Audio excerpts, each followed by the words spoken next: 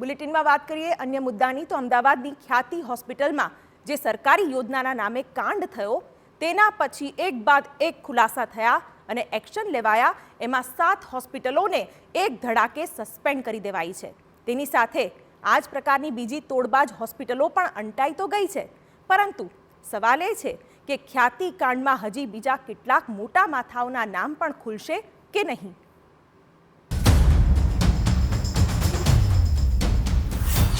ખ્યાતિ કાંડમાં ખુલાસા પર ખુલાસા.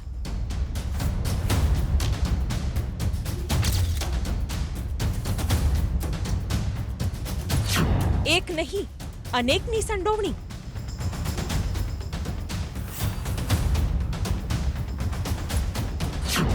લોકોના જીવની ન કરી ફિકર.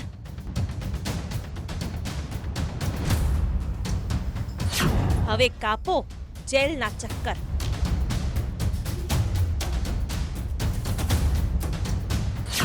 ખ્યાતિ હોસ્પિટલમાં સામે આવેલા કાંડ બાદ પોલીસ એક્શન તો લઈ રહી છે, પણ જે જીવ ગયા છે એ તો જરા પણ માફીને લાયક નથી. સરકારી યોજનાના નામે દર્દીઓને ઠગતી અને સરકારને પણ ચૂનો ચોપડતી આવી હોસ્પિટલો સામે હવે સસ્પેન્શનની કાર્યવાહી થઈ છે. ખ્યાતિ હોસ્પિટલ જ નહીં, આવી તો અનેક હોસ્પિટલો છે જે પીએમજેએવાય યોજનાના નામે કરોડો છાપતી હતી.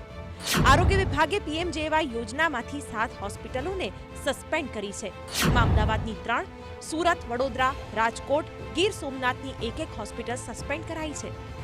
ડોક્ટર પ્રશાંત વજીરાણી સ્પેશિયાલિસ્ટ ડોક્ટરની યાદીમાંથી સસ્પેન્ડ કરાયો છે, જ્યારે કે અન્ય 4 સ્પેશિયાલિસ્ટ ડોક્ટરોને પણ સસ્પેન્ડ કરવામાં આવ્યા છે.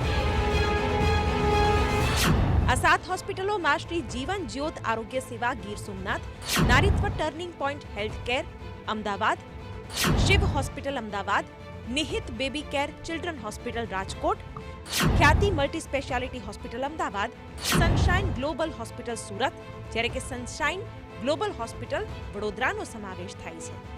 સુરતની સનશાઇન હોસ્પિટલને સસ્પેન્ડ કરાઈ છે, ત્યારે હોસ્પિટલ તરફથી કંઈક આવી સ્પષ્ટતા પણ કરાઈ. સનશાઇન ગ્લોબલ હોસ્પિટલને 3 મહિના માટે માત્ર એક જ ક્લસ્ટરમાં 3 મહિનાનું ટેમ્પરરી સસ્પેન્શન આપવામાં આવેલું છે સ્ટેટ ગ્રીવન્સ કમિટી દ્વારા, જેની સામે અમે સરકારને ભલામણ પણ કરી છે કે વહેલામાં વહેલી તકે આ સસ્પેન્શન રિવોક થાય, જેથી છેવાડાના દર્દીઓને કેન્સર જેવા ગંભીર રોગોની નિઃશુલ્ક સારવાર પૂર્વવત મળ્યા રહે.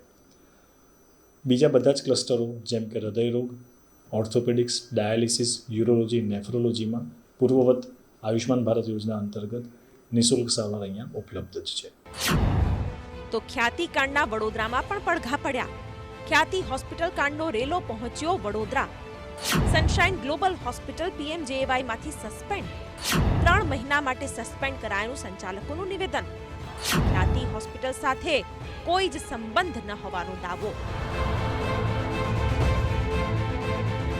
नहीं, ख्याति हॉस्पिटल से हमारा कोई लेना देना नहीं है, तो ना हमारा ख्याति हॉस्पिटल से कोई टच है और ना कोई ऐसा कोई कि वहाँ का कोई कार्यरत डॉक्टर हमारे यहाँ आकर के कुछ सर्विसेज देता है. એમાં એક ડોક્યુમેન્ટેશનની ક્ષતિના કારણે ખાલી અમારું ઓન્કોલોજી ક્લસ્ટર સસ્પેન્ડ કરવામાં આવ્યું છે 3 મહિના માટે. બાકી બીજા બધા ક્લસ્ટર જેમ કે જોઈન્ટ રિપ્લેસમેન્ટ છે, યુરોલોજી છે, કાર્ડિયોલોજી છે, એ બધામાં અમે કાર્યરત જ છે સેવા આપવા માટે, અને હમણાં પેશન્ટ્સ એના એડમિટ પણ છે.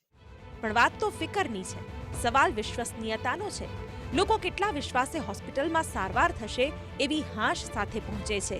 સરકારી યોજનાનો સહારો હોય એટલે રૂપિયાની ચિંતા નહીં, પણ જ્યારે ખ્યાતિ હોસ્પિટલ જેવા કાંડબાજ લોકો આવા તરકટ કરે, ત્યારે સારા અને સજ્જન તબીબો અને વિશ્વસનીય હોસ્પિટલો પર પણ સવાલ ઊભા થાય છે.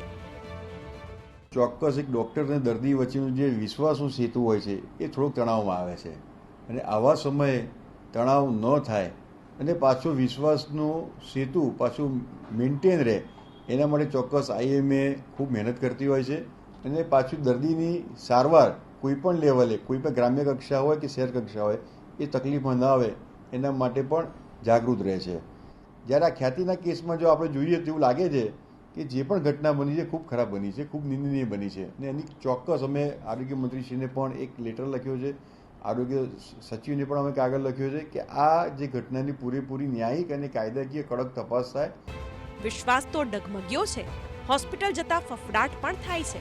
વળી પાછું ખ્યાતિ હોસ્પિટલની સાથે અન્ય હોસ્પિટલોની પણ પોલમપોલ ઉઘાડી પડી રહી છે.